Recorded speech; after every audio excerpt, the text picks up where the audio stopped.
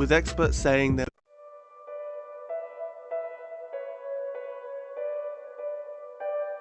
technology is moving faster than ever before. Ramkumar sir, video sound is audible. With experts saying there will be over 50 billion devices by 2020. It is audible, well audible, yes. And over 80 billion by 2025. Saying there will be over 50 billion devices by 2020. It is audible, well audible, yes. The Internet of Things is a vision. A vision to connect all devices through the power of the Internet. Always learning, always growing, 24/7. The Internet of Things is at the centre of future technology. It is shaping our world into a faster, more connected experience. The Internet of Things is going to be big. Look at all of the numbers. There's going to be 50 billion connected things. Cisco, IDC, Forrester predicting around about 800 million on one extreme to 1.5 trillion in services revenue from the Internet of Things. So it's going to be big. In 2018, there were over 23 billion connected devices, more than the entire world population.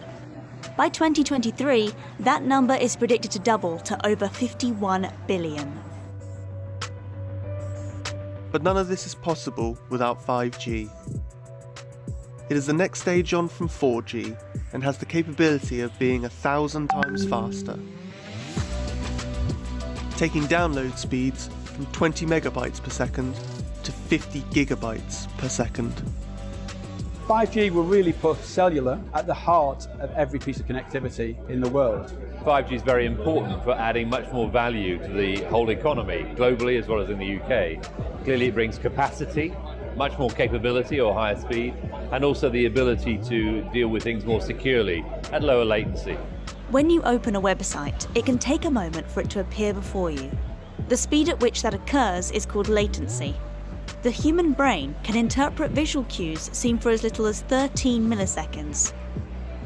5G can produce latencies as low as 9 to 12 milliseconds. But 5G is not just about speed. It promises much more. We're looking at the evolution of the Internet of Things, so the introduction of massive machine-type communication, where we're targeting the ability to serve 1 million devices per square kilometre. So really high density of sensors, of telemetry devices. They're going to help us to evolve the way we live our digital lives. The Internet of Things, or as some are calling it, the Internet of Everything, is going to open the doors to many new and exciting things in the future. Like emergency vehicles being able to communicate with traffic lights to help clear a path. Smart cities that help and communicate with people through their day-to-day.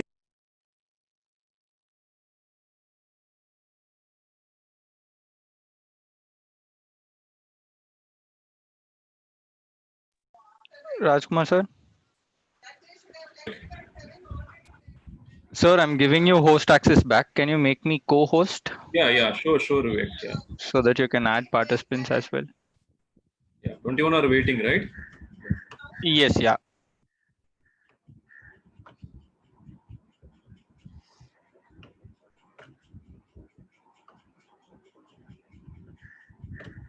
So I will give you co-host, okay? Yes, Vivek, I have given. You can check it.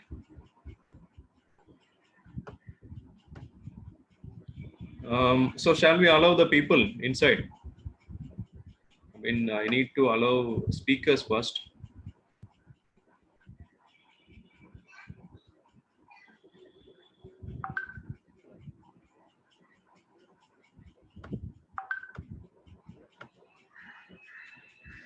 Lives. Security cameras that can identify a gun or weapon and call the police in seconds. And of course, autonomous cars. A fully autonomous car comes with many luxuries, such as real-time traffic alerts, video streaming and calls, but it is not just about the passenger's journey. The process of being fully autonomous means that each connected car will have data recorded that provides information about each specific vehicle. This could include when to charge the battery or change the tyres, things that are currently estimated from averages. When we think of the word autonomous and what it means for the future, our mind goes to vehicles and smart traffic systems. But the connected car industry is just one part of what autonomous technology can offer us. Another aspect among many that is being explored is smart agriculture. With this new technology, our machines have all the information and data that's needed for them to calculate Hello. Our world is changing. Engineering. Society is changing. We are changing. We're here to inspire, inform, influence, and change perceptions. Demonstrating how important engineers and technicians are in our lives. Championing achievements. Helping to create new technologies that enable us to thrive. And inspiring future generations to make a difference. Together, we discover new concepts by turning theory into practice. Create solutions to society's biggest challenges. Share knowledge and expertise through our networks. Grow by developing new skills and capabilities. Evolve and adapt for the future. We are the IET. Together, we are engineering a better world.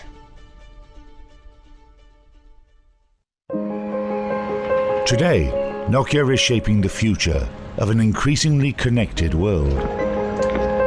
Developing technology that works for people, that responds to us, learns from us, and adapts intelligently to our needs. Driven by our vision and the pioneering spirit of Nokia Bell Labs, we're innovating, exploring, discovering new and better ways to transform technologies and businesses. Through 5G, augmented reality, artificial intelligence. Building extraordinary networks, devices, software, and ecosystems. We're delivering through the cloud the Internet of Things, the next technological revolution to help us live longer, happier lives, stimulate business and enrich communities through ultra-broadband, realize a future where machines and humans work collaboratively and safely side by side. Built on our strong foundations and with the industry's most comprehensive end-to-end portfolio, services and expertise, we're shaping the future as only Nokia can, dependably and with integrity. We're enabling experiences that bring the human family closer together, helping people, businesses and communities truly connect with what they need, want and love. Because at Nokia, we create the technology to connect the world.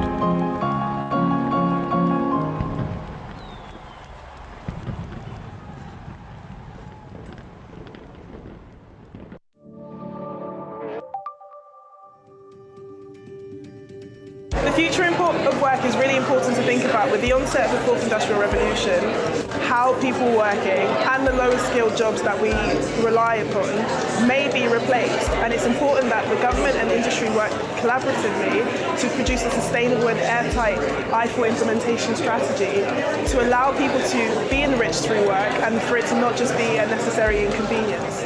So I think the Charter is going to be a fantastic tool for broadening access to good work, because it's going to allow different players like government, like companies, and everyone in between to think about the wider implications of the kind of work that they're giving and those who work around them. So I think having that framework is a nice tool to be able to have those conversations, to be able to enact good practice, but also promote best practice around the different themes and the different elements of the Charter. So I4 technologies are really, really exciting. So we talk about artificial intelligence and automation, autonomous vehicles. This, however, has the potential to replace workers such as taxi drivers, repetitive work in manual labour and manufacturing. And what we need to do is allow those workers to retrain themselves to become the technological creators and innovators of that work, rather than doing the things that the robots can do just as well. And I think what the Charter does and what the IFOW is doing, which is really fantastic, is looking at it from all perspectives, so in terms of sustainability, in terms of young people, in terms of those still in the workplace with a good 20 years left to go in their careers, how they might see themselves working, and the discussion around what is good work and what is that quality of work going to look like in the next couple of years, because it's not going to be a 9-to-5, 40-hour work week anymore. And for young people, entrepreneurship is definitely one of the key findings for them.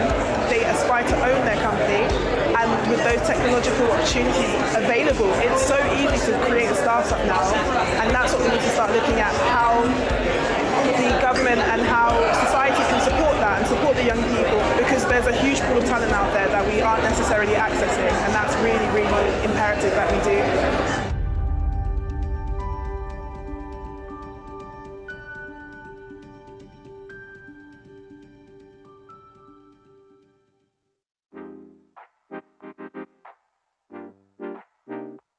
We all know engineering is the best, and okay, yes, I'm biased. But we also know that it comes with its fair share of challenges. And today, I'm going to break them down for you. Here are 4 common problems that engineering students face and how to solve them. You know that feeling when you're in a lecture and the lecture's just speaking and it's just noise? Or when you're studying and you're just rereading the same word over and over and just nothing is going in? Well, if there's an engineering concept that you're struggling with, just log online and watch videos. And no, not cat videos. Just go to it.tv or even YouTube, and there are loads and loads of engineering videos that might just help explain subjects or concepts that you might be struggling with. If you type in the concept, the search engine will look for what you meant in the video transcripts and come up with the relevant results. You can even navigate to the right part of the video that you need. Engineering is not like a lot of other degrees. You're heading out to your 9-to-5 lectures while your housemates are still in their pajamas. And on top of that, there's all the other things that students have to deal with. Exams, money worries, moving house every year. It's just a lot to deal with. If you're getting stressed, don't hide it. Talk to your family, your friends, your advisors at university, and if it's getting really bad, try calling the IET's Benevolent Fund. It's a free service for all IET members that can help you when you're trying to cope with stuff like exam stress, dealing with extra funding, or even just like your lazy landlord who's trying to say stuff like, yeah, just paint over the mold. For most students, getting a graduate job is the end goal. But let's face it, you're competing with your classmates. There are a few things you can do to give you the advantage. Firstly, try talking to some people in the industry. You never know where a conversation might lead you, and they might have some tips on getting graduate jobs in a company. Try joining your university's engineering society or your IET on campus group. They actually quite often hold events for engineering and students to come together and talk. And of course, you could try other sophisticated techniques like Google. You could try generic job boards, or you can try engineering-specific ones like E&T jobs. An engineering degree teaches you the theory and some soft skills like working in teams, but quite often employers are looking for a bit more than that. So here are just a few things that you can do to add to your CVs, just give you that little extra something to impress employers. Get involved in the IET's Present Around the World competition, where you present your ideas to a technical audience. It's great if you can see yourself as an entrepreneur, and it'll help you when you're presenting your ideas to a future audience. And another thing you can do is volunteer with the IET. You can do things from going into schools and meeting kids and getting them really excited about engineering, or you can help put on local events and meet other local engineers. It's a really great way to learn things that you won't learn in a lecture theatre and meet other engineers at all stages and ages of their career. One last thing, before you graduate, make sure that you sign up for the IET's Early Career Membership Package. It'll really help you when you're settling into a career and give you ideas of how you want to develop your career in the future. It's also really useful if you are one day dreaming of becoming a chartered engineer. Sorry, drifted off. So there you have it, 4 engineering student problems solved. If you're interested in any of the activities or resources that I mentioned, just check them out on the Student Hub on the website. Now, sorry, if you excuse me, I need to go to a lecture.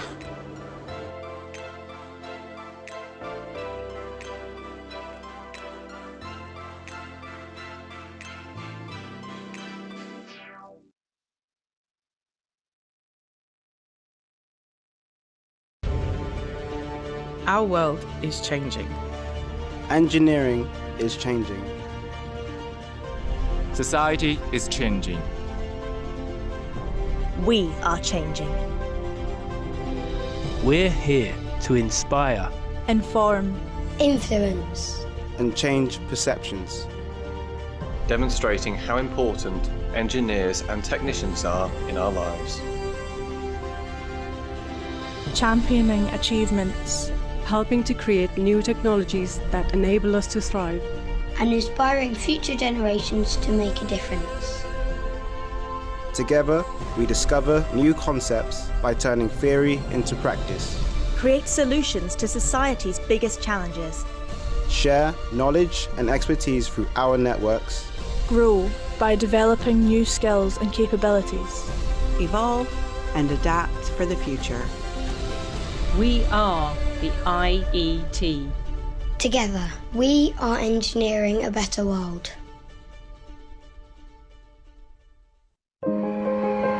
Today, Nokia is shaping the future of an increasingly connected world, developing technology that works for people, that responds to us, learns from us, and adapts intelligently to our needs.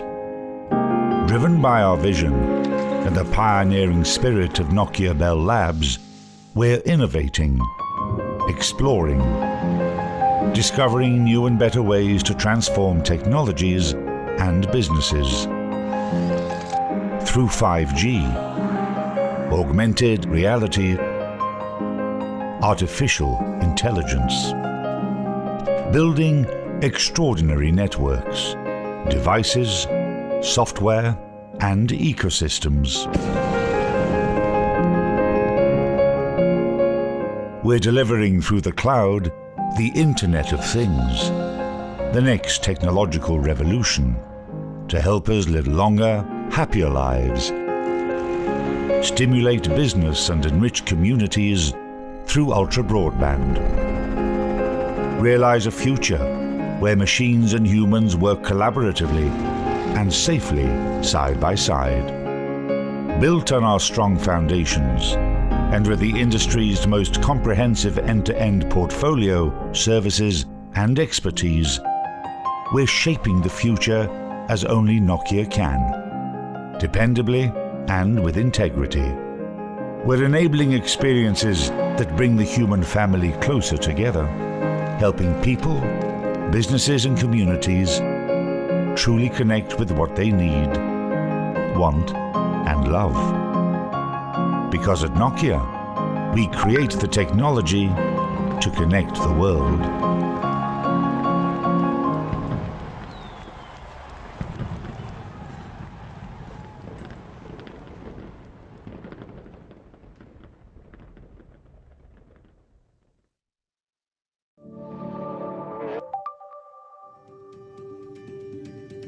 The future of work is really important to think about. With the onset of the fourth industrial revolution, how people working and the lower skilled jobs that we rely upon may be replaced, and it's important that the government and industry work collaboratively to produce a sustainable and airtight I4 implementation strategy to allow people to be enriched through work and for it to not just be a necessary inconvenience.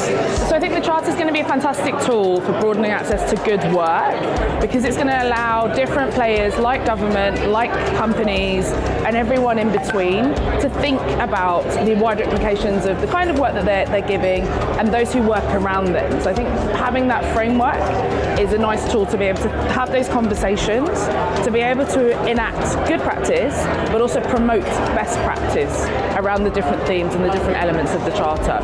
So I4 technologies are really, really exciting. So we talk about artificial intelligence and automation, autonomous vehicles. This, however, has the potential to replace workers such as taxi drivers, repetitive work in manual labour and manufacturing. And what we need to do is allow those workers to retrain themselves to become the technological creators and innovators of that work, rather than doing the things that the robots can do just as well. And I think what the Charter does and what the IFOW is doing, which is really fantastic, is looking at it from all perspectives, so in terms of sustainability, in terms of young people, in terms of those still in the workplace with a good 20 years left to go in their careers, how they might see themselves working, and the discussion around what is good work and what is that quality of work going to look like in the next couple of years, because it's not going to be a 9-to-5, 40-hour work week anymore. And for young people, entrepreneurship is definitely one of the key findings for them. They aspire to own their company, and with those technological opportunities available, it's so easy to create a startup now, and that's what we need to start looking at, how the government and how society can pool of talent out there that we aren't necessarily accessing, and that's really, really imperative that we do.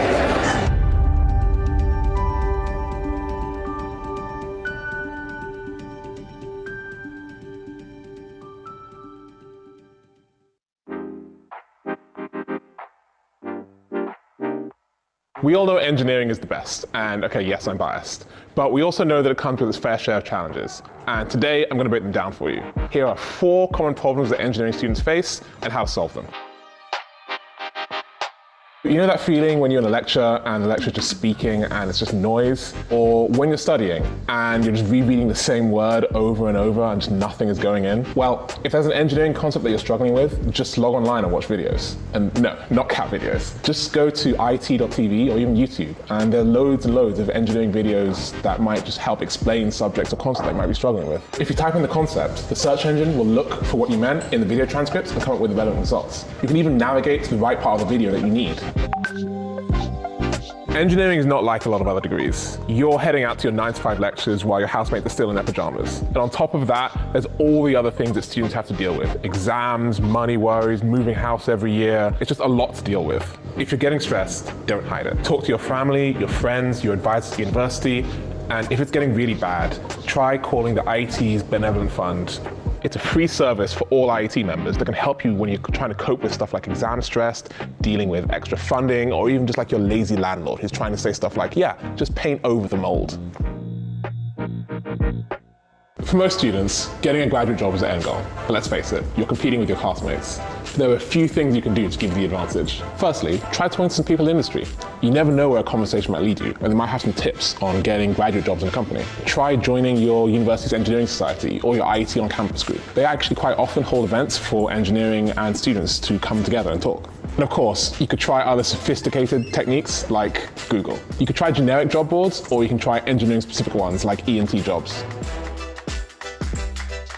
An engineering degree teaches you the theory and some soft skills like working in teams, but quite often employers are looking for a bit more than that. So here are just a few things that you can do to add to your CVs, just give you that little extra something to impress employers. Get involved in the IET's Present Around the World competition, where you present your ideas to a technical audience. It's great if you can see yourself as an entrepreneur, and it'll help you when you're presenting your ideas to a future audience. And another thing you can do is volunteer with the IET. You can do things from going into schools and meeting kids and getting them really excited about engineering, or you can help put on local events and meet other local engineers. It's a really great way to learn things that you won't learn in a lecture theatre and meet other engineers at all stages and ages of their career. One last thing, before you graduate, make sure that you sign up for the IET's Early Career Membership Package. It'll really help you when you're settling into your career and give you ideas of how you want to develop your career in the future. It's also really useful if you are one day dreaming of becoming a chartered engineer.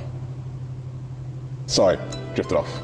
So there you have it, 4 engineering student problems solved. If you're interested in any of the activities or resources that I mentioned, just check them out on the Student Hub on the website.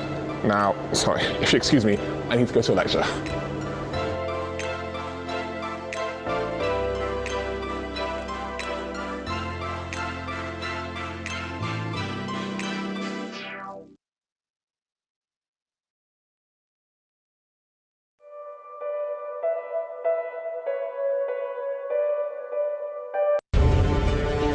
Our world is changing. Engineering is changing. Society is changing. We are changing. We're here to inspire, inform, influence, and change perceptions. Demonstrating how important engineers and technicians are in our lives. championing achievements, helping to create new technologies that enable us to thrive, and inspiring future generations to make a difference. Together, we discover new concepts by turning theory into practice. Create solutions to society's biggest challenges. Share knowledge and expertise through our networks. Grow by developing new skills and capabilities. Evolve and adapt for the future. We are the IET. Together, we are engineering a better world.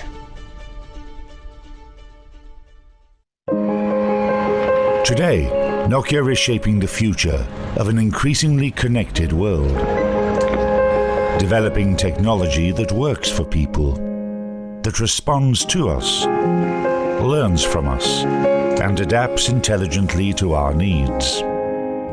Driven by our vision and the pioneering spirit of Nokia Bell Labs, we're innovating, exploring, discovering new and better ways to transform technologies and businesses.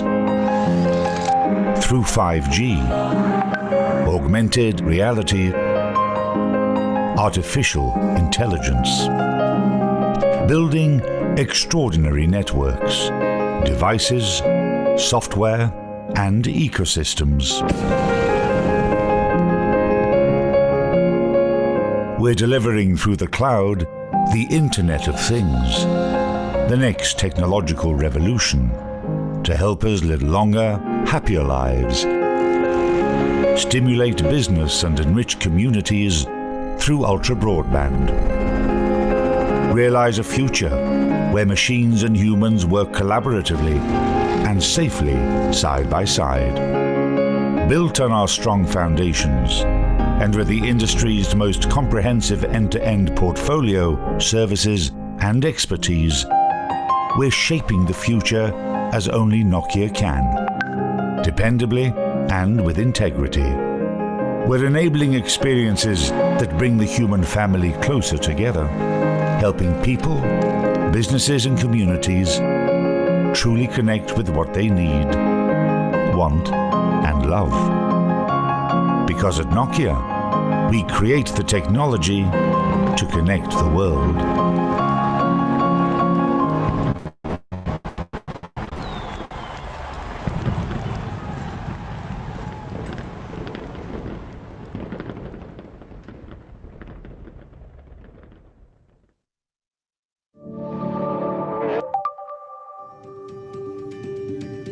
The future of work is really important to think about. With the onset of the fourth industrial revolution, how people working and the lower skilled jobs that we rely upon may be replaced, and it's important that the government and industry work collaboratively to produce a sustainable and airtight I4 implementation strategy to allow people to be enriched through work and for it to not just be a necessary inconvenience.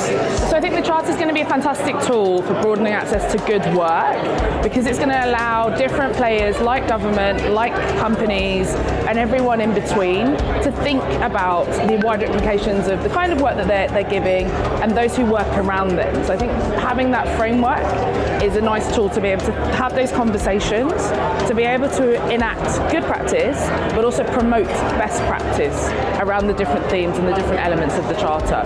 So I4 technologies are really, really exciting. So we talk about artificial intelligence and automation, autonomous vehicles. This, however, has the potential to replace workers such as taxi drivers, repetitive work in manual labour and manufacturing. And what we need to do is allow those workers to retrain themselves to become the technological creators and innovators of that work, rather than doing the things that the robots can do just as well. And I think what the Charter does and what the IFOW is doing, which is really fantastic, is looking at it from all perspectives, so in terms of sustainability, in terms of young people, in terms of those still in the workplace with a good 20 years left to go in their careers, how they might see themselves working, and the discussion around what is good work and what is that quality of work going to look like in the next couple of years, because it's not going to be a 9-to-5, 40-hour work week anymore. And for young people, entrepreneurship is definitely one of the key findings for them.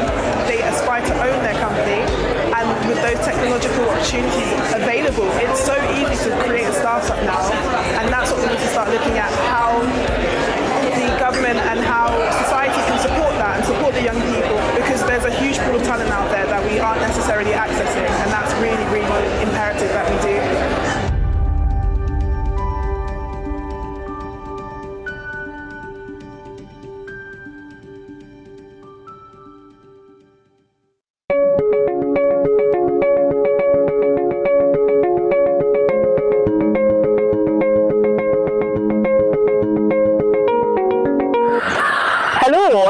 I'm Likita Chandrasekhara, and I have been an IT volunteer for over 2 years, being an active member of the Bangalore local network. I am delighted to be the host for the year-end podcast. 2019 has indeed been a really exciting year, packed with a lot of activity, action and engagement at RIT India. We kicked off this year on a really high energy note, unveiling our re-engineered brand. This change reflects the exciting and inspirational world of engineering and technology and the impact we have on the wider society, including the next generation of engineers. Our marketing team has met over 150 plus volunteers over the year to introduce to them our new brand philosophy. Vivek sir, can you please pass the video? Yeah.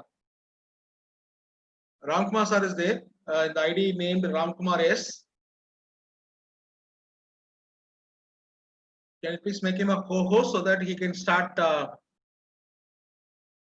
speaking? Welcome, sir. Yes, Ramkumar sir is here. Sir, good morning. Morning. Good morning, sir. Sorry for the technical snag in the morning. It happens, no problem. Very sorry for that. Sir, we have IIT India people online. Mr. Rajkumar is there, is the host, and his office bearers are there. Rajkumar sir, the floor Yes, is sir. yours. The floor is yours. Yes, sir. Thank you, sir. Thank you for coming, sir. Ramkumar. So let me introduce our guest to the crowd.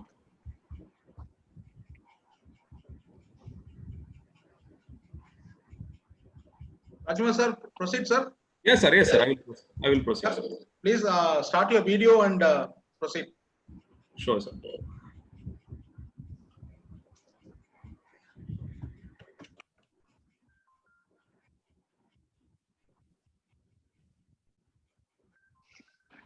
Yeah.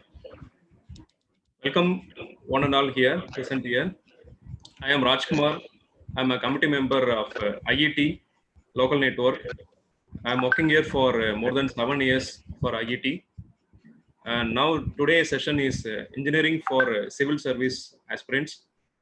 And our guest, honorable speaker, Mr. Ramkumar IAS, Joint Secretary, Health and Family Welfare, Mission Director of National Health Mission, Meghalaya, India. We heartily welcome you, sir, for the session. And a small introduction about the IIT network, what actually we are doing it for past 100 years. We are 150 years of old network. Just a minute, sir. And for participants, if you couldn't log in, you can go for YouTube live. There is a proper YouTube live for you. Please, you can. And about the IIT, Institution of Engineering and Technology is one of the oldest multidisciplinary professional bodies based in UK, and it has a worldwide membership of 167,000 people. The motto of IIT is working to engineer a better world. IIT, inspires the wider engineering community and influencing government and standards to advance. The vision of the IIT is to become the most relevant and therefore the most preferred institution for engineering and technology professionals in India. The IIT office started operations in India in 2016. Just a minute. Okay. 2016 in Bangalore. Today we have over 13,000 members and have a largest membership based for IIT outside of the UK. Our vision is become the most relevant and therefore the most preferred institution of engineering and technology. About IIT local Chennai local network, IIT CLN is the largest network in South Asia and outside the UK with over 6,000 members. The CLN strength lies with a high student membership who volunteering many events within and outside local network. The IIT CLN comprise of 9 academic affiliates and 15 on-campus groups spread over Tamil Nadu and Andhra Pradesh. And IIT, we have a good quality summit. That summit name is called Institution Industry Summit. The industries and institutions which have been operating as separate entities for long. So we are just bridging the gap between the industry and institutions. So for skill development, innovation, and technology transfer, and these are the objectives can be achieved by bridging the gap between the academia and industry. And our summit, IET Industry Institution Summit, is evolving for strategies for creating a practical shape. And today, our session is about engineers for civil services. And it is over to you, sir. We welcome again for the session. Thank you, sir. Thank you. Thanks a lot for the introduction and for the time. So we have, I assume, Mr. Ramesh, can you just introduce about the crowd or something? Understand? Sir, yes, sir. Rajkumar, sir, please introduce about the crowd which we have spoken about. I think you are the right person to do it. Rajkumar, sir, please. Yes, sir. Yes, sir. I forgot. The crowd is about nearly, we have a 30 plus engineering colleges, and social media also we have circulated. And now only we are having a first come first service base. Only 100 people are here, but remaining people, they are watching in a YouTube live. So in YouTube live, there are 300 plus people are here, and about 100 people in our this one, sir. So the mixed crowd, engineering students and arts and science students and UG and PG students also there, and more than 30 to 40 employees also registered for this event, sir. Okay. So I presume there are both teachers and students here, right? Yes, sir. Yeah, teachers and also students. More than 30 people are teachers, sir. Okay, good. Yeah. So what is the time we have? You can proceed about 1 hour, sir. Okay, so we'll keep it like the last time. We'll keep it around, I'll speak for maybe 20-25 minutes, and then we'll open for questions. I'll keep it to 20 minutes, in fact, so that we'll have a lot of time for questions, and someone, I hope, will moderate for the questions. So I hope I'm audible to everyone. Yes, sir, it is audible. Yeah. So let me first talk about, say, since it's coming from engineering, why engineers are, probably an important element for civil services or for any graduation, in fact, particularly by engineering. So I can tell very clearly, I can try to outline why engineering is very important, or why this kind of technical degrees are important in this changing world. First thing is, although technology today is not limited to engineering, previously 10-15 years back, it was like if you're an engineer, expected to understand technology better than others. But today it's not like that. Many of them coding, even people do all kind of activities. I'm talking about computer engineering at home, and even other types of engineering, even electrical engineering, electronics engineering, etc. It is not that anymore a person has to go to a college and study and get passed through and etc. There are many fields and many ways to get these things done today, which is good.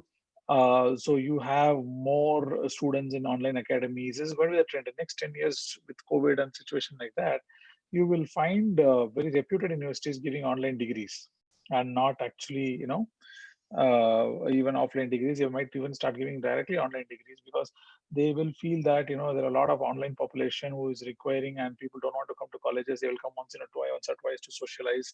There will be peer groups within the locality where people come and discuss. Entire education scenario might change. But given that situation, given that situation, there is still that is not what is going to distinguish engineering. What is going to distinguish engineering is, engineers are expected to be trained under a skill of problem solving from the beginning when they do it.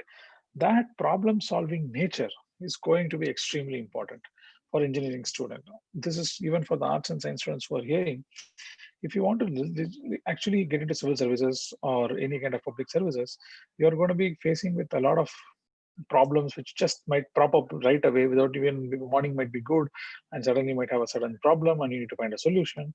You should not get bogged down by the face of the problem. You need to find out a solution. So this problem, and there is two reactions generally in psychology. It's said for any situation of threat, it says you fight or you flight. There is a fight reaction or you fly from the situation. Most of our reactions to most of the situations in life are only in these two categories. It's either we fight the situation or we fly. Those people who have an innate quality of fighting, they do generally well. But this innate qualities need not be innate; it can be cultivated. All of you need, we can cultivate this habit of problem solving. This problem solving is something I think we need to address a lot. I mean, if you have a network of engineers and etc., if the teachers are there, this is what I think college should be training on. The teachers should be training them on problem solving and how to adapt technology at the earliest. Technology is going to redefine, it's already redefining, it's already probably redefined a lot of things. Just the fact that, we are all joining through a Zoom call, I don't even know the faces of so many of you, and you probably also don't know me, but we are all chatting on a common platform. That itself tells, and the world is still moving on, even despite this entire pandemic situation. It shows how powerful technology can be and how powerful technology will be. So as an engineer, you should adapt to your technology. That's very important. Like last time I was mentioning in one of our other webinars also, that it is feel proud about your education. That's very important. Feel extremely proud about your education, whatever you're studying in, whichever your college you're studying.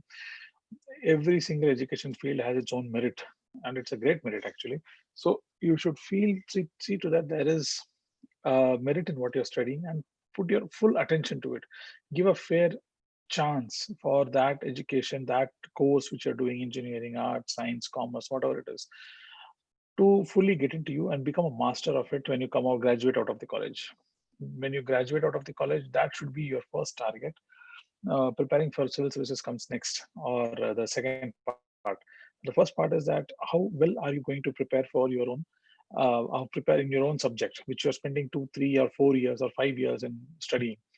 That is going to determine probably your entire life also. Knowing you're on English, you will wait and watch for that, but it will determine your life. So please pay full attention.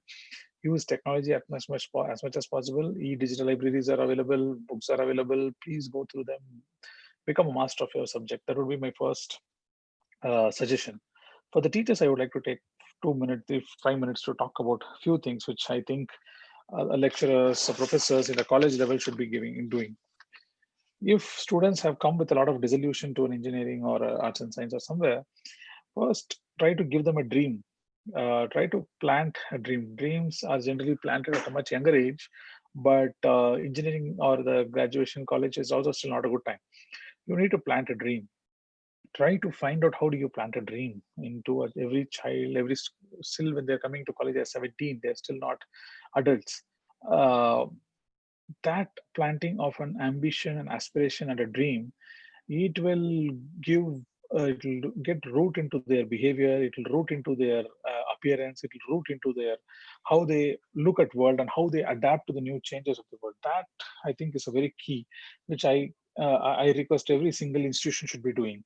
Institutions should not be focused on finishing a syllabus or teaching them, getting the tests and etc., assignments and etc. The first core element should be to plant a dream. How do we effectively plant a dream? And this generation is different. It's totally a millennial world which has come. They have a totally different perspective of world. But this is an important, this is a generation which is going to shape the future. So it has to be done in that manner. And second is to teach critical thinking, encourage discussions. These two things are very, very important. Somehow I still find in colleges, I don't know, I might be wrong. Please correct me if I'm wrong, but I have been to some few colleges. Somewhere there is a critical thinking is still missing. Critical thinking should be to question everything. At the age of 18 to 20, you should question every single thing you see, and you should be open for discussion. Learn to take criticisms, learn to acknowledge criticisms, learn to respond, not react, but respond to criticisms. Those are very important things. And as a college and a professor, just give them a topic, ask them to discuss about it, see who is coming what.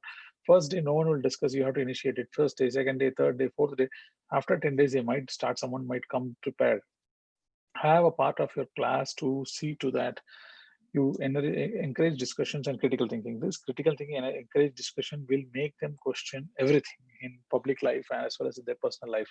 That questioning will lead to clarity. It will definitely lead to clarity and not more confusion, that I can promise. And as an engineering or please make them students have come there with some choice. They've chosen to come to a certain thing, whether because their choice or their parents' choice, but they're there. Once they are there, make them feel proud about their choices.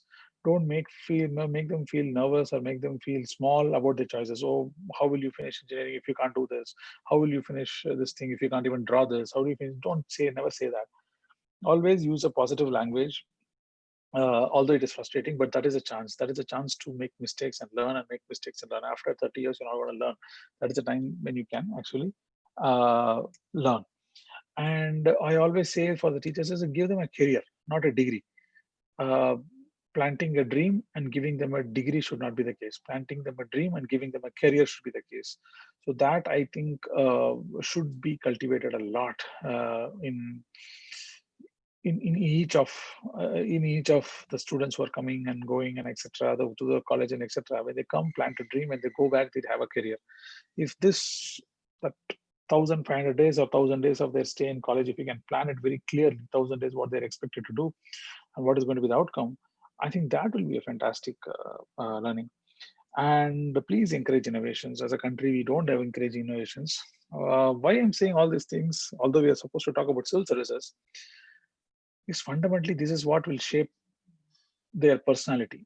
And the civil services is all about personality. It is not about intellectual intelligence or intellectuality or anything. That will not take you anywhere. In fact, throughout the world, we have had a lot of studies showing that very, very smart people have failed very, very miserably in life. Why? Because they have not had these aspirations. They don't aspire. They're not able to aspire because of probably too much of intelligence. They feel much more cynical about things. They are not open to discussions. They're not open to criticisms. They're not able to open thinking, and they're not able to raise above these things. I would like to give a quick thing, last thing for our teachers, and I'll wind up there with, and then they'll go to just give 5 minutes for the students for me to articulate about what students should be doing for civil services. For encouraging innovations, this is a very, very important aspect, particularly in this type for this country and this situation. This innovation encouragement should be. Why? I'll just say a small example. Say for like a country, there is something called exams in worldwide. It's called like a World Olympiad. They have an exams. It's for OECD countries. They have exams of students who are passing out 10th and 12th standard, and they ask a question after they come out of the exam. This is participated by the developed countries in the world. I think top 50, 60, 70 countries participate in that. They ask a question: how did you do the exam? A student from Singapore always is feeling, no, I'm not done enough to do the exam very well. And a student from UK says, maybe okay, I'm not sure. A student from US says that no, I've done my exam really well. I think I'll be good. When the marks come for the last 4 years, this was in 2018. For the last 4 years, 2014 to 18, the country which topped the exams were Singapore. But the country which was on almost 25, 30th, the students of which country 25, 30th was USA. But who produces more innovation? It's USA, not Singapore.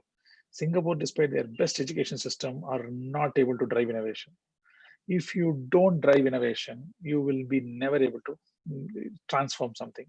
Say, again, I'll take 1 minute to just give you a quick example of how innovation can actually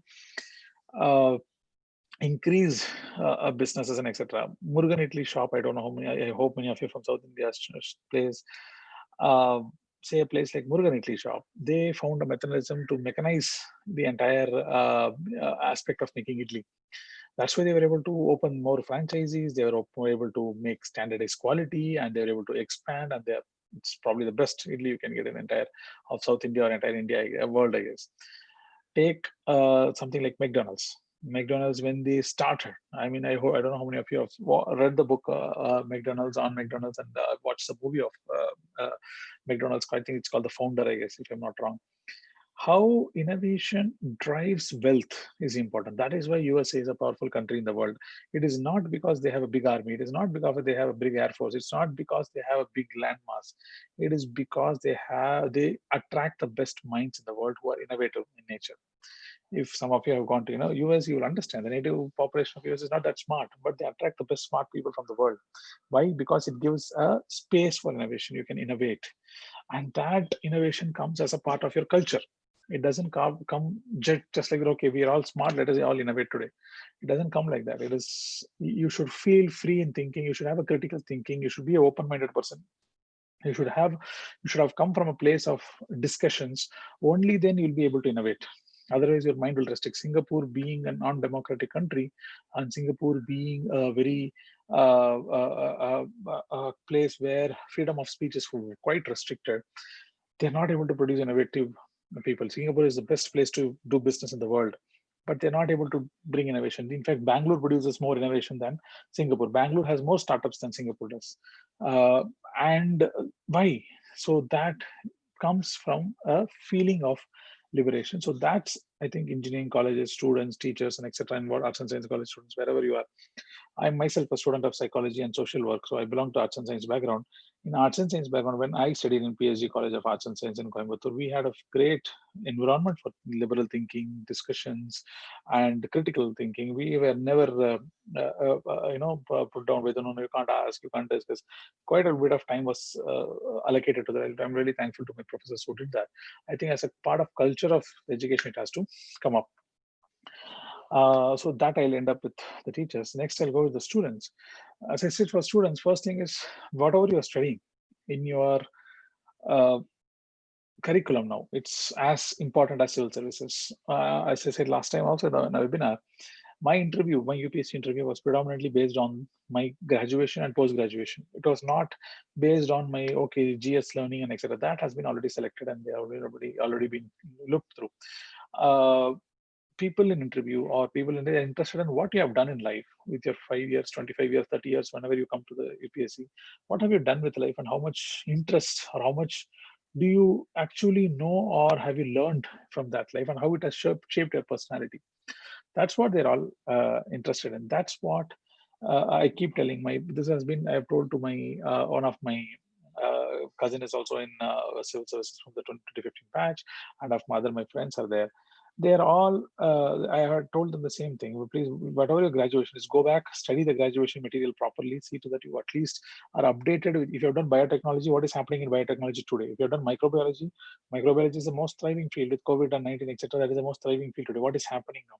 You have to have some understanding about your field and what is happening now, or what was there the time and how can you relate it to the present situation. Without that, it would be very difficult. Because whatever we do in life, I think we have to do it to our best of the capability. You're like, no, engineering, I'll just go through 4 years and let me go directly to civil services. Or, it's like, I don't want to do this role of sidekicks in movies and all, etc. I want to just be the straightaway superstar. That doesn't happen like that. Nowhere in the world it has ever happened. So you will have to gradually go one step by step. So first step is wherever you're in graduation, etc. Please do it fully properly. Second, I would tell for civil services preparation is to have an open mind about things. In college, when you're studying, the same thing what I told for teachers, form a very successful, very nice peer group, particularly not from your own department. Form a peer group which is outside of your department, from other departments. Listen to what their field is, listen to what their thing is. I remember I used to spend a lot of time in department like environmental science, department like biotechnology, department like mass communication, to go and listen to their lectures and to understand what is happening in the world, what are they doing with this things and etc. In fact, when I was studying global warming, was just people are trying to they're understanding, or probably that was the only time when the idea of global warming concept was coming, and I wanted to know more about it. So I went and sat in environmental science debates and etc. And we participated. I was a witness and participation in both all these debates in biotechnology, in literature, in mass communication. Use your institution to the fullest capacity. As a student, also try to increase the capacity of your institution. That dream you should have. You might be thinking, I am one person, how would I improve the capacity of the institution? Go and start a new forum. Go on, if you're in a very small college or in a very limited college, start a new forum with 5-10 of your friends. Take your principal or your head of the department into consideration. Tell them, we would like to start this. Why don't you come and help us and just come talk to us and etc. They'll also be very happy. Once that is done, then you will have an era. Okay, then you have added a new forum to the institution. And that forum, see to that you pass it on very well to your juniors. So once that is done, there is a culture of new innovation and new thinking which comes into that. This also will define your leadership quality. that you are able to start something and you're able to hold on to something and you're able to build a forum and transfer it to someone. This leadership quality is very important for civil services. Problem solving is important for civil services. Technology is important for civil services. This leadership quality is important for civil services. These three things I think are very, very important these days. Technology, probably people not spoken 15, 20 years back, but today, without technology, it's technology is almost like a language. If you don't know the language, you are going to be handicapped. You're going to be really handicapped, feeling that it's not enough thing. I don't have enough pedigree to fight in this modern world. Is the feeling you might have. So that please adapt to the technology, which is coming in your cell phones, laptops. What is AI? What is machine learning, deep learning? What is happening? What is the architecture of technology? That is the only thing. You need not go into the details of it. And for civil services, other 2-3 points I would like to say, if you want to have, because this has become a generation of capsule generation, I guess. I was told that everything has to be given in a capsule format, so people can consume and feel that their inner source of energy has grown out. Life doesn't come like with capsules. But if you want to take one capsule or a few things which I want to say, please pay attention to the things happening around you. That is one thing in terms of general knowledge, what is happening. Newspaper, read one newspaper, one monthly magazine, and one weekly magazine. Standard Hindu newspaper, a little bit of, if you're still in college and etc., a magazine like, you can take anything, the print or the quint or the paper magazines like the Week, the Open, and etc. Many magazines are there. One English magazine. Read 1 year of your local magazine. That's very important to know what is happening. But two kind of people who are the ones who clear civil services. One, who are smart in everything they do. They are just smart. You give them any exam, they will clear. As I said last time also, I had batchmates who were toppers in 10th CBSE, who were toppers in 12th CBSE, who went to IIT, who went to IIM, and who were previously IPS or IRS and something, then they became IAS also. So writing examination or attending the examination is very natural in them. There are 10-15% of people who qualify civil services like that. But the majority of them are not like that. The majority of them, the ones who work hard, who get up early, who are stay late in the night, whichever suits you, they do out the routine every day. There are two kind of people who succeed. One of them magical, like they have a magic moment and they just flourish like that. Other ones are the routine ones. The second one is the most obvious thing. The first one is a very rare thing. Second one is the most obvious thing. Once you start, I was not a great, I was not like 100 percentile or 10% percentile in my school or college or anything. I was a good student, that's all. But I always had my mind open to new things to learn, etc. And that made me be a part of quizzing club. I was a very good quizzer in college. And then I was part of a film appreciation forum. We started a forum like that, and we had a lot of activities in that. And we did a lot of, use the college time in a very responsible, and we had a lot of fun doing that responsibility. That all helps me even today. I'm quite surprised. People also, I'm very happy because all the genesis of all this comes during from my college times. How I use my college time very effectively, and you are given an adult life, use your freedom in a responsible way, and make the best of the time. That is a very important quality become civil services. So apart from reading newspapers and etc., I think you have a lot of YouTube channels these days. Use the YouTube channel, take one channel, but don't keep on watching too many channels. It's not that you buy big books and you pass the examination. It is just rereading the same thing again and again. That's what is going to get you through the examination. And the third important thing is, do not prepare for the examination, prepare for the job. If you're going to prepare only for the examination, you're going to be probably disappointed with the job. You have to be prepared for the job. Okay, this is the nature of job. I understand today a lot of YouTube videos are there about how IAS officers go about their business. What is the job? What is the description of a job? How does job look? Am I prepared for the job? Always have that perspective. Have a lighter, wider perspective rather than clearing exam. Clearing exam, you'll feel happy. Your family will be proud. You will be on cloud 9 till 2-3 months. That is called the honeymoon period, between your passing of examination and the results. You're joining the foundation course, the period, you are welcomed everywhere. You are asked to give great speeches, lectures, everything. Then once your foundation course starts, everyone forgets. The other second next batches comes within no time. Then you're gone. Then you have to supposed to adjust to the new job which you have come, and that job takes a lot of it needs a lot of your energy and thinking. So for that, you need to cultivate your habits from the beginning. So once you clear the exam, you should always feel that, okay, now it's the first step I've come. Now is my job. This job is meant for people who are into problem solving, who want to cultivate a leadership habit, who are into problem solving nature. That is what this job is all about. It is not about the power, gone are the red lights, gone are this thing. The world has changed a lot. If you like problem solving and if you like to solve problems at a mass scale, this is a great platform to be. Other than reading papers and watching YouTube and etc., the most important thing I would say is that please use this time to read a lot of books. Books probably are the residual knowledge and the residual what do you call the knowledge and the residual wisdom of entire human. That please see to that. Yeah, Mr. Ramesh, am I audible? Yeah, it is audible, sir. Yeah.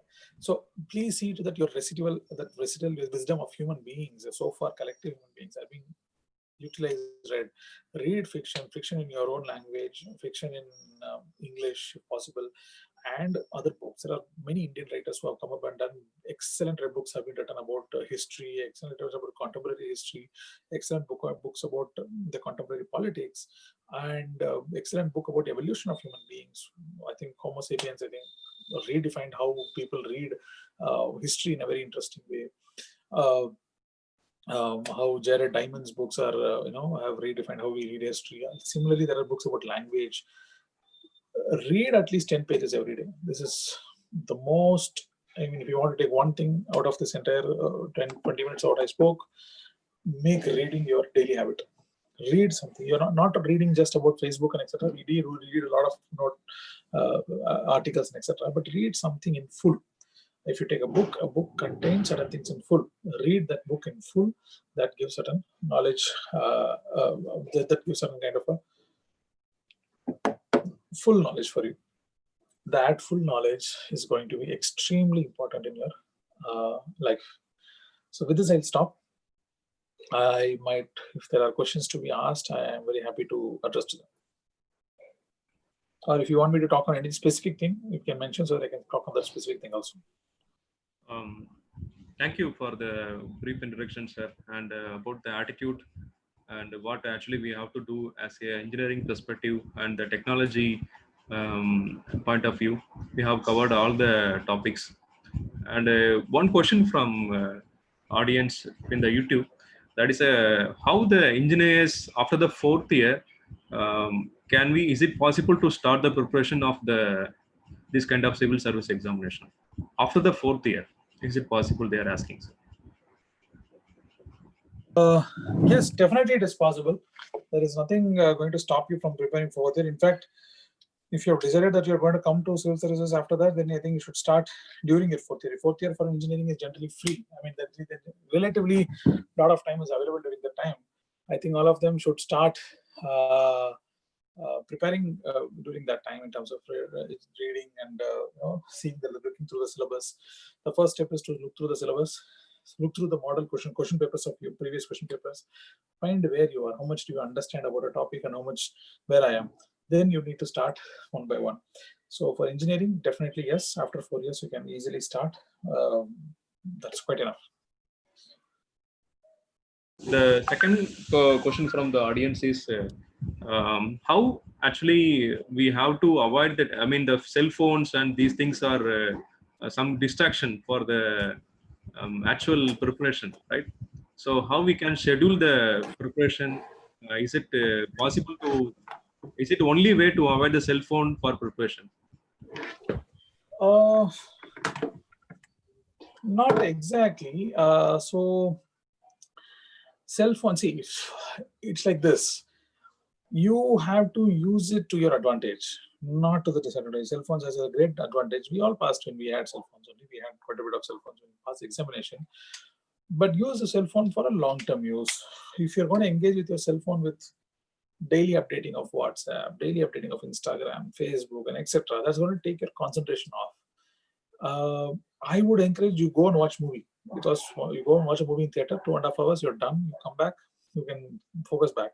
But this everyday disturbances of, status. Oh my God, if your friend has put some status and it is going to affect you, he has put a status about someone else and that is going to affect you, and you are still thinking, okay, I sent a message but no reply from him or her, and why is that, etc. This will affect you every day, every second. Please don't do that kind of disturbances. If you're saying that, no, I don't use Facebook at all, I don't use Instagram, I probably go once in a day and I don't go more than that, quite fine. If something is going to take your mind off every minute, like, okay, what is the message, or who someone has messaged me, something like that, don't go into that. That is going to take your focus off. The moment it takes your focus off, you'll not be able to read a subject, understand the subject, and deliver the subject material. Yes, sir. Good, sir. And so the cell phones can be usable in the positive manner, right, sir? That is yes, cell phones, you need to understand. That's what maturity comes from. Vehicles can cause accidents, but we use vehicles in a smart way, right? Yeah. We put a driving license and we see to that we don't cause accidents. Okay. Okay.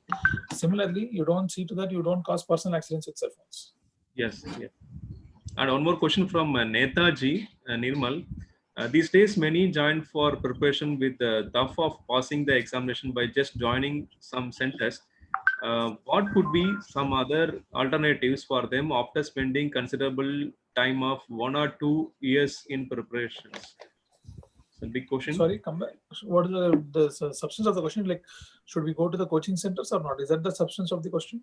Yeah, that is from Netaji. The question is, there are these days many join for preparation with a tough of passing the exam by just joining some centers. What could be some other alternates for them after spending considerable time of 1 or 2 years in the preparations? That's the long question, sir. Okay, so if I understand the question correct, I think there are two parts to the question. One is like, okay, I have spent 1 or 2 years in my own preparation. Should I join the academy or not? I think that's what I understand about the question. Even then, if I'm not able to clear, then should I join an academy? That is what's stopping my capacity. It's not like that. No academy can guarantee 100% success. No guarantee as academy has ever guaranteed any 100% success, because academy can give you 3 things. One, they can show you what is the right track, what are the right tracks available. These are 2-3 tracks available to go. They can put you on a track. They can say, okay, these are the milestones. You finish these milestones, you'll reach this place. That one thing they can do. Second, they'll be able to give you a peer group of people to mingle with and understand what they are thinking and how it is like that. Okay, what is, who I can sit and chit chat about these preparations, etc. Out of that second thing, what they can give, they also can show you the competition. Okay, who is the best, who am I running against, with who are these smart people or who are the unsmart people who are there, and who is my competition is what they can show. Third important thing is that they can kind of give you a guided approach. Guided approach meaning, okay, at the 6-8 months, you need to do a mock test, and every week there's a mock test, and every week you pass the test, you go attend the test, etc. These are the things they can do. Only 3 things they can do: give you a guided approach, give you show you a track in which you have to travel, and give you a peer group. These 3 things, importantly, academies can do. If you think that these 3 things are not going to affect me and okay with myself, then you can go and study on your own. There's nothing stopping. In fact, I did my entire GS on my own. Only I had participated only for the optionals. That time we had 2 options. I had studied in Shankar Academy for both options. Otherwise, GS was on my own. In fact, GS was a much wider area. But I felt comfortable studying on my own, even from constitution, economy, politics. I think economics was slightly good. So I understood it even before I started preparing. I had a thing for economics.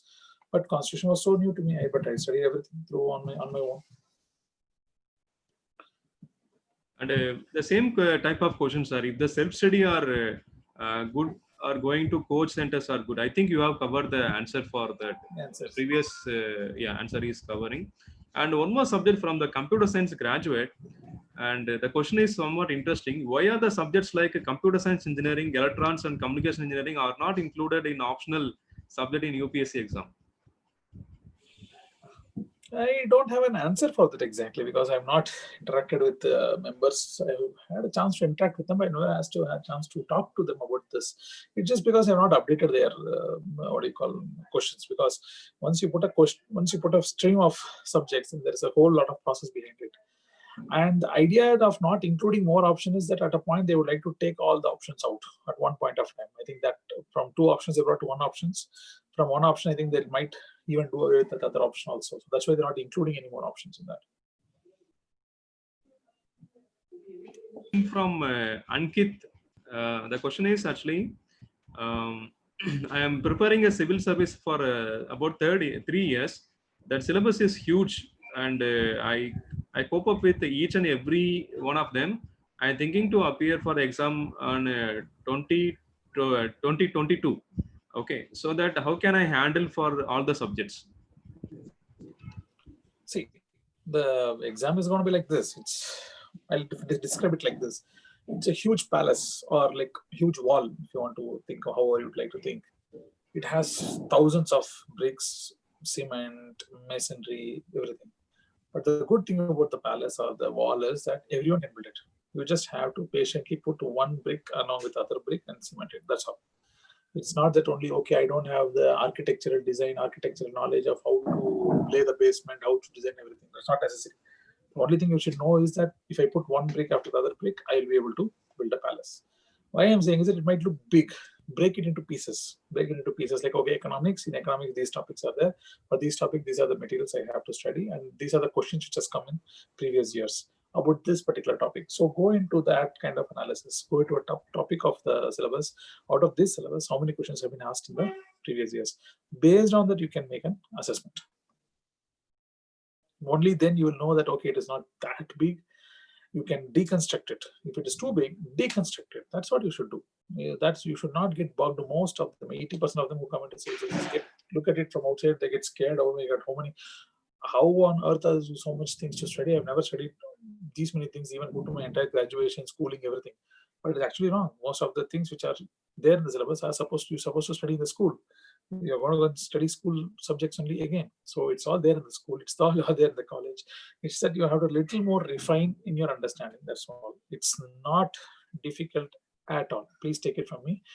I have people who scored only 65% in their 12th standard, 65% only, who are there with me in the services, who are, seniors are there, juniors are there, they're all there. My close friend, he got only 67% in his civil services, but he took some 4 attempts or 5 attempts to clear, but he cleared it. That's what perseverance is. And the next question is, they are asking your own experience about how you, started a preparation. When you are starting preparation for mains, share your own experience. Yeah. So mains experience is only one. You need to do a lot of writing. That's the only bottom line. You read a topic, you write it in 2-3 formats. Say, for example, if you read about a question like, I'm so out of field of this thing, but how do you say any question? Say question on, okay, what are the economic factors which are going to affect the next 20 years of Indian economic growth and etc. You can answer the question in 2-3 types. You can answer at a macro level, you can answer at a micro level, you can put it to the micro level. But when you study a question and you know what are the facts and details of the question, try to write it in 2-3 formats in your own and try to write it within the time limit. You know the word limit now, you know how much time limit within you have to write. Practice, practice, practice. That is what is going to be the defining change for mains. Many people clear prelim, but they can't clear mains. Why? Because they don't understand that you need to give equal attention to all the questions. They see, okay, I know this question, I'll give a lot of time to that, and they don't write the other questions. So see to that you give equal attention to all the questions, and that equal attention will come only with practice. You need to take a lot of mock tests. I would at least advise full GS paper mock test, at least 3 mock tests or 4 mock tests in each of that. Beyond that, every day you need to write 2 to 3 things, 2 to 3 answers or articles and etc. Without that, it's very difficult. That because my first mains I did not clear my mains exam. Second mains I cleared it. First mains and the second mains, the difference was in practice. First mains I had some work at my domestic firm work was there, so I was not able to practice enough as such. I liked it. I practiced one option better than the other two options, other option on the mains paper, and I could see the result. Where I practiced a lot of writing, I got a good marks, and where I did not practice, I did not get enough marks. So I rectified that in the second attempt, and I got through it. Very optimal answer, sir. And the next question from Arvind Kumar. Hello, sir. I am now 25 years old. Is it too late to start my preparation? 21. 25, sir. No. People have started much later. I know for a fact my close friend, he's a collector in Assam in Guwahati. He started at the age of, I think, 31, I think. He did UG, he did PG, he worked for 7 years in IBM. Then he started preparation, and then he's one of the fantastic officers we have. In fact, I would recommend people to come with some experience in the civil services, some private experience, some NGO experience, some PhD experience, some field experiences makes a huge difference in your quality of work here. So nice, sir. It's very new news for us, really, for all of us. Yes, really? Aspiring people, yeah. You should have some experience. I think I had some experience in, I did not work anywhere, but I was working for I did my social work. So social work was, I had worked in 4 different organizations, 2 private companies, 2 NGOs, and I was with Slum Clearance Board in Tamil Nadu. Then after that, I had briefly worked with my professor on bonded laborers and silk weavers of Kanchipuram and etc. So that all, even today, helps me a lot. Please do have 1 or 2 years of experience. That is so critical. This is one thing I think many academies don't tell, but I think I would like to suggest that. And there's one more question, sir. I mean, it's a general question. How to improve the problem-solving skills and critical thinking?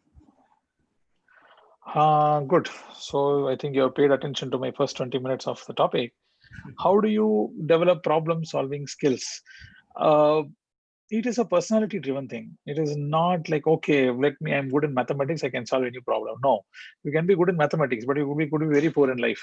So the first thing is the same question, previous question, when someone asked about syllabus.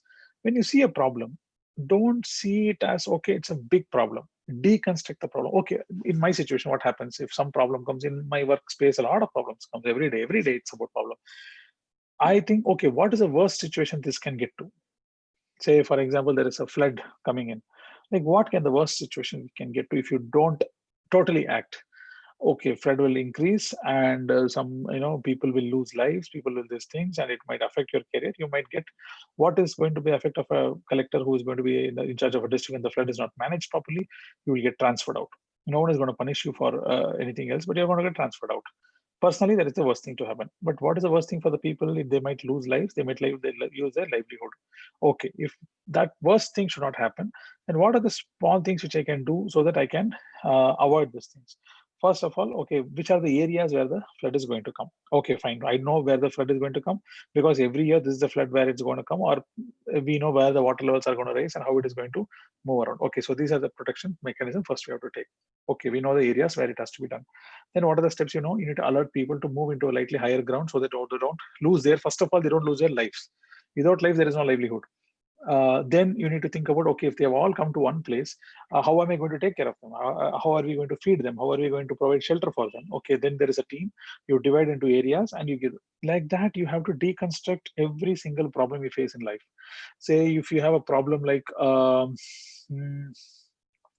you're going in a bike or motorbike to your exam, and your bike winds up in some issue, and you're not able to start your bike or something, but you have to go to exam in half an hour.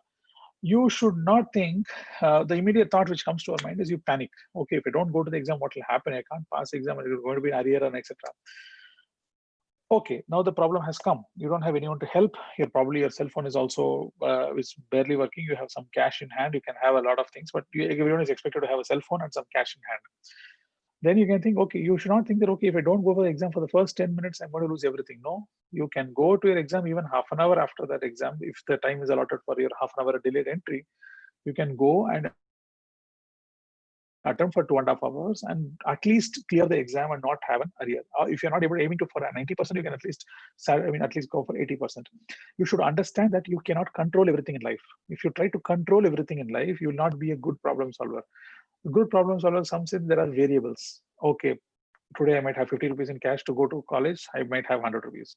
Suddenly someone might come, my friend or someone who is going to college might come, or my professor might see, and they just might drop me.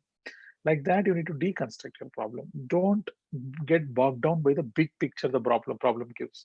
Break down into small things step by step. Then you will see that problem solving is much more easier. Critical thinking comes with a lot of reading. Without reading and discussion with your peers about the books you have read, there is no going to be any critical thinking. A lot of reading has to be there. Only books allows you different perspectives. You know, okay, these kind of people are existing, or these kind of opinions are existing in the world, and tell that, have a peer group, very, very important peer group you have to have. With that peer group, have discussions, talk to them, understand their opinion. Please let your ears and eyes and ears be open for their opinion. Then you will know what is critical thinking. Very good explanation, sir. And people will be getting they will be start to prepare a critical thinking. And one more question from Arun Jaivan. What type of attitude should a person have towards problems? It's a generic question only. I mean, whether the problem has become such a big problem. Everyone is asking about problem. So in psychology, as I said, there are only two attitudes. One is fight the situation or run away from the situation. You think about anything. If you see a dog which is going to come at you, you do only two things, right? You either try to attack the dog in terms of put a stone or chase it away and etc. Or you run from the situation. What is the third one? There is nothing. There is no third option, right? Problem solving is like that.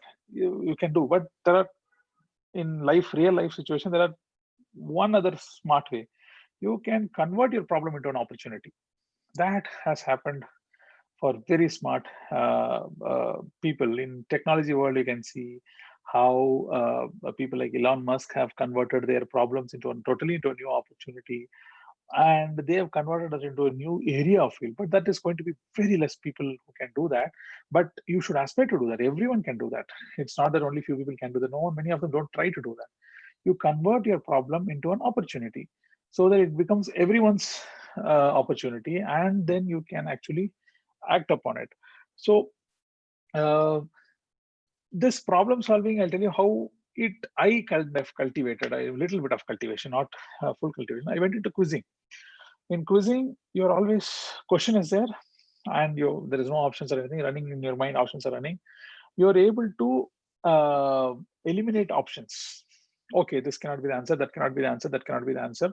This should be somewhere between 2-3 options should be the answer. And you're thinking in a very fast manner when you're running into quizzing, because it's all time bound. That helped me a lot in prelims preparation. Prelims was so easy for me. People found it so difficult to see options. I like very confusing. I mean, this is again not for boasting or anything. In my second prelims, first prelims also I got extremely good marks. In second prelims, I had out of 100 questions, I had attended only 85, 86 because I have a theory about I should not attend more than that for just clearing.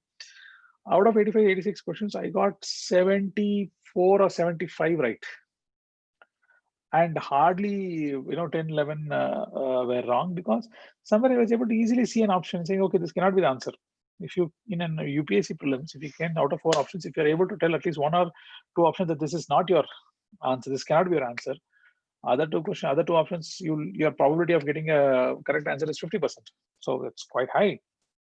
From 25%, it's already doubled to 50%. That is how I cultivated an idea of problem. Whenever there was a situation for me, whenever there's a problem for me, I don't see it as a problem. I'm seeing that, okay, what can I learn from this problem? How can I contribute to this problem? What can maximum happen out of a problem? Nothing. What can maximum happen? Unless it's a serious problem that you are staring at a wild elephant or a wild tiger which is going to pounce on you and probably kill you. I don't think so. None of us live in forest or any kind of situation like that. Most of the problem are expect them as consider them as an opportunity for learn, opportunity for build on. That is way you will have a positive attitude towards problem solving. Once you have a positive attitude to problem, then you will find solutions. Trust me. Now, the same way you told about the problem, and there is one question about how are civil servants with engineering background are helpful in this COVID-19 emergency situation? I mean, it's a problem. Yes, it's a problem. Yeah, so you as an engineer, that's one more thing. As I said, it is quite driven on critical thinking. Engineering, you don't believe in in sociology, Weber said something like this, Mark Spencer said something like this, and psychology, Sigmund Freud something. You don't do like that. As an engineer, you're saying, okay, this is a problem. These are the variables in the problem, and this is how we should break up. We will go from backward to forward or forward to backward. Backward to forward means you know the solution, then work backwards. That is how they work. So that engineers, they give a new perspective to how to approach a situation, because they are used to only a certain way of approaching. For example, medical doctors, they dissect everything. Medical doctors, they critically analyze, they dissect everything. Okay, what is the symptom? What is the cause? What could be the remedy? They think like that. Engineers mostly, if they have, they think like that. Okay, what are the steps to go towards some process? If you want to build a circuit, these are the components and these are the arrangements and this is the theory. I know this is how I build a circuit. Like that, they bring something new to the table. That ability to solve a situation is slightly slightly trained better in engineering to try a situation. And second thing is, many engineers who are adapted to technology, they understand technology and they're able to give new solutions through new technologies. They feel a little more easier to adopt new technology which comes. They understand what someone is talking about. That is the way how engineers contribute quite a bit. And there are many engineers who are in PWD and other buildings and etc. I mean, engineers who are IAS officers also.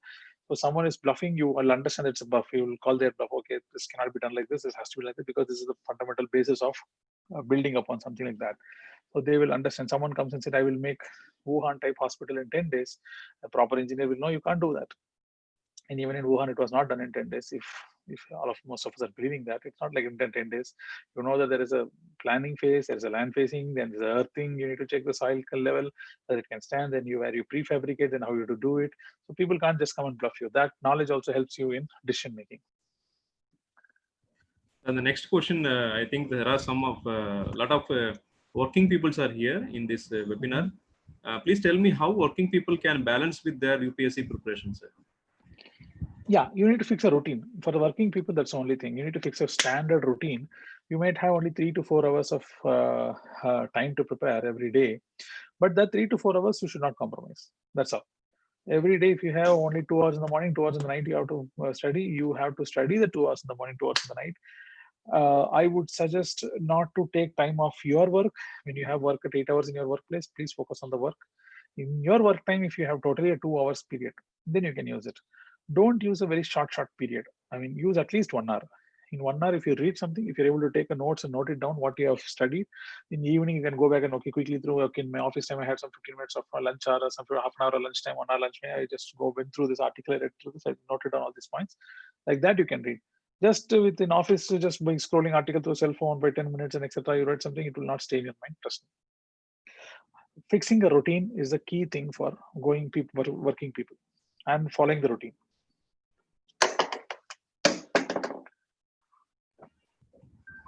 Yes, sir. That's a good question. I mean, answer from your side, sir.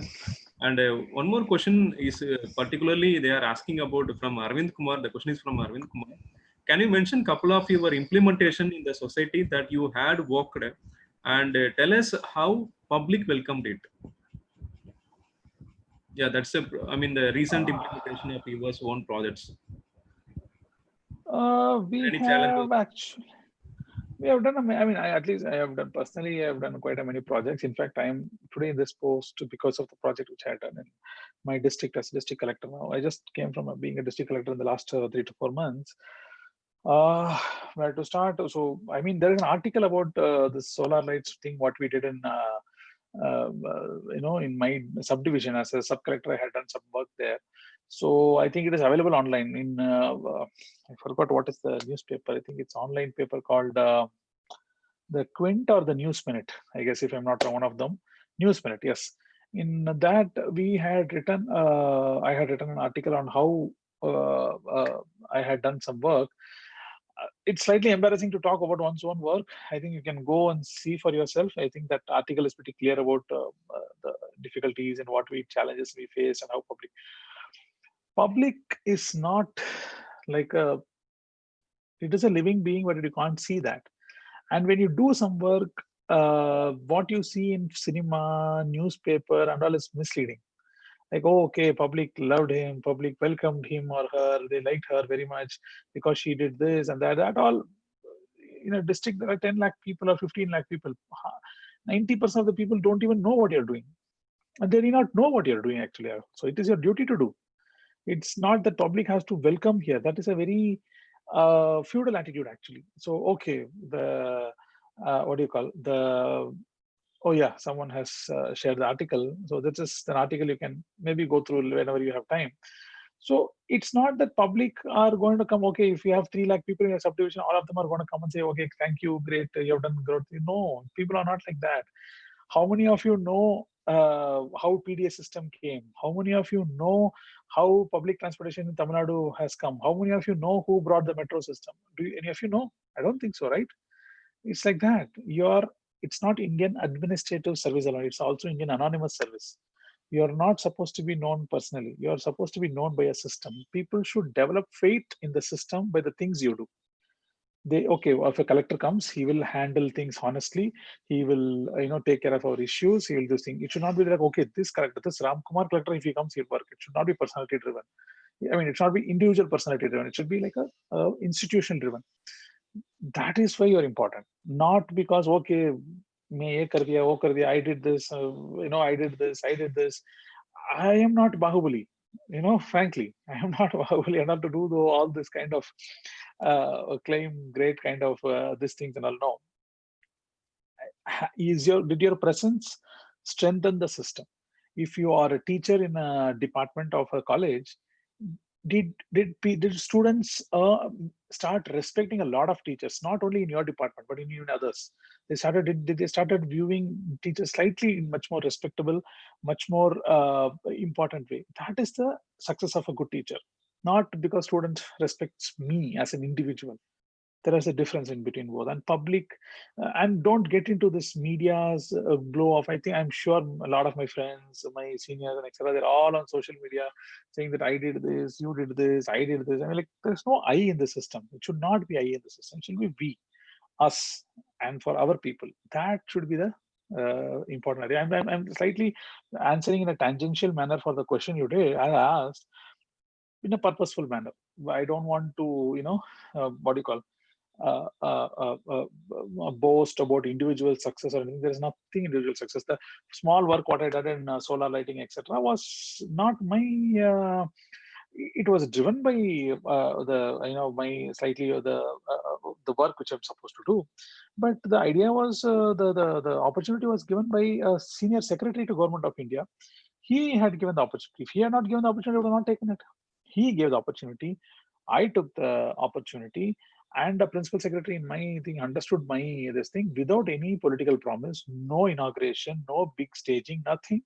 We got implemented 5 solar power plants and 700 street lights, and still today it's the only street lit, solar lit, even street lit village in entire state of Meghalaya. Even today, that is not because I. It is we, us, the system. That should be how the attitude should be. I think I've given a long answer, but I think this is an important thing all of us to learn. Don't try to become an individual hero in the system. People will know if you're doing good work. People will know and they will recognize. But don't think that, okay, I've done great work. Where are the public coming and standing outside? They're not singing songs. They're not giving me garlands or malas and etc. Don't think like that. No one is going to do that. When people are doing work, no one knows that after you left, after the reminiscence comes, then a lot of them start thinking, okay, something had happened, etc. And even then, they should not do it. It's your duty to do that work. Really, that's what you're paid for. Yeah, very nice learning, sir. Actually, you are given a India first. That is the role, right? So you are given a priority for India. Society first, nation first. Yeah, very, very nice, sir. Very nice learning for all of us.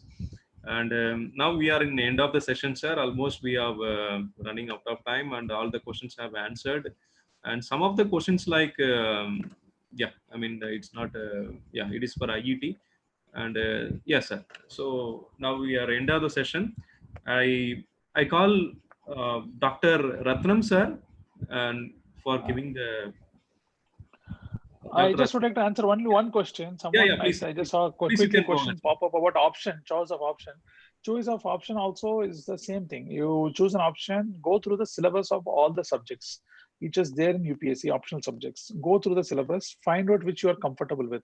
If you are an engineer student and if you can't choose engineering as a subject, what you need to do is you need to go through the other general subjects which are available across sociology, psychology. Just go through, find there's something will interest you. Literature could interest you. Tamil literature, I chose Tamil literature like that, and geography also like that.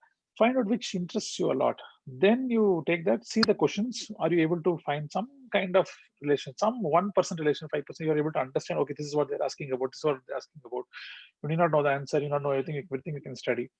If that is there, then that is enough. Many of engineers I know, they took engineering subjects with a lot of pride and they're not able to clear because they did not have proper guidance. Not because it's too tough or something. They did not have proper guidance to, tell even whether your answer is correct or not, and etc. They did not have proper. That's why they did not clear through. Otherwise, just go through the options, go through the syllabus, go through the question papers, and see which you like it, and choose that option, and see whether enough guidance and materials are available for it. That's all. I end here. Thank you, sir. Thank you, sir. Thank you for your good answers. And I'm just checking. Our secretary is not available. Just went. And sir, Prasanna Paray, sir, if you are available, you can give some thanks notes, sir.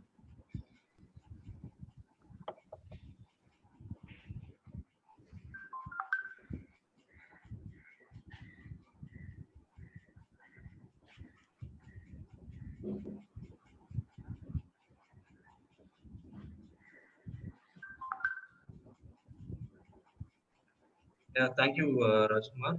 Yeah. First of all, let me thank our speaker of the day. So it was a wonderful session, in which he spoke about, and exclusively about how a particular student or a working professional has to prepare for the civil services. So it was a wonderful experience, and in fact, we had a lot of questions from the participants. I hope the participants also enjoyed a lot. I would like to thank all the participants who attended this particular event, and my special thanks to Shankar IAS Academy for helping us to arrange this event. And also, I'd like to thank the committee members of IIT Chennai Local Network for organizing. So kindly tune to our future events. So this is one of the future events that we planned on July 15th to July 22nd. It is an industry-oriented program which is on empowering industry 4.0 with artificial intelligence. So it is a Friday program, so wherein we have collaborated with Nokia.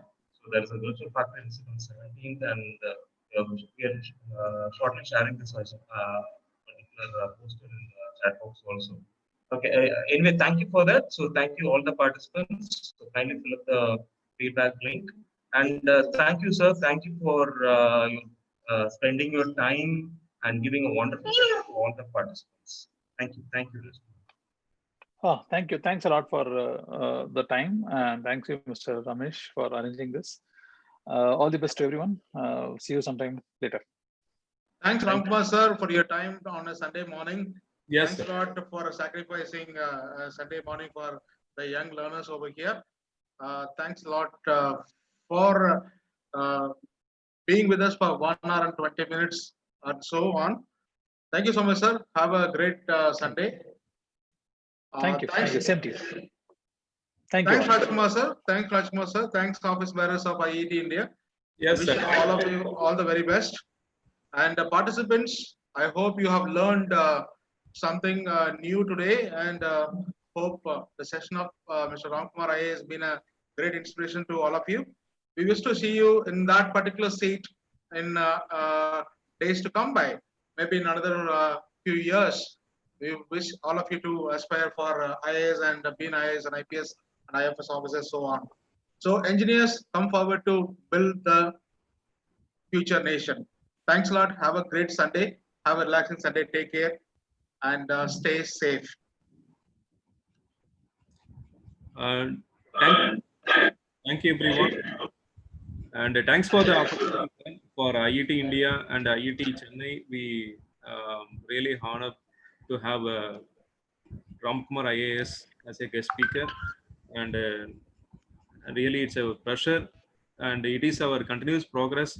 We will have get in touch with him, and for future projects. Okay, sir. And yeah, the for the participant feedback link is given. You please fill the feedback link, and your certificate will be issued later. Maybe 1 or 2 days it will come. And Vivek, do you have anything to convey, please?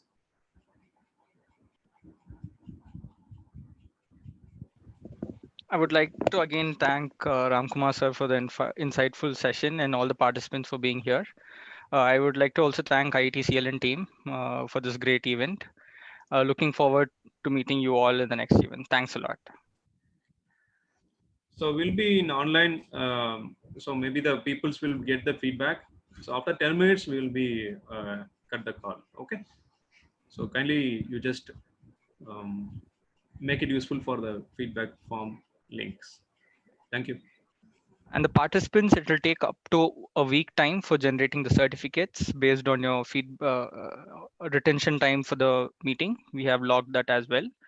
So please be patient, and we'll be shortly sending your e-certificates.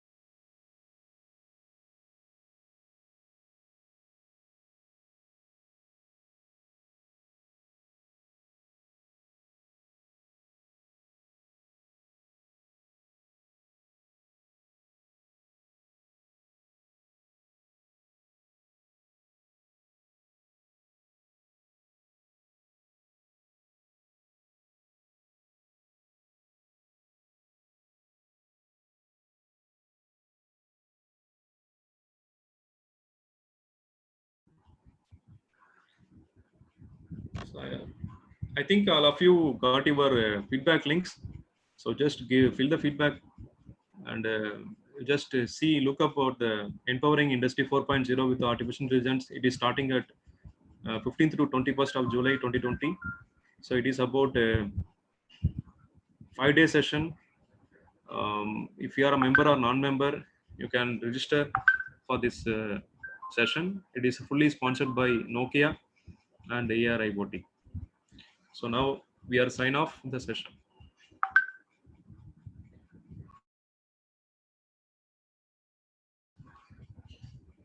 Vivek, shall we close? Okay. Yeah, definitely, sir. Yeah. Thank you all.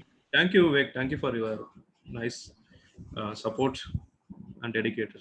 Thank you. Thank you, sir.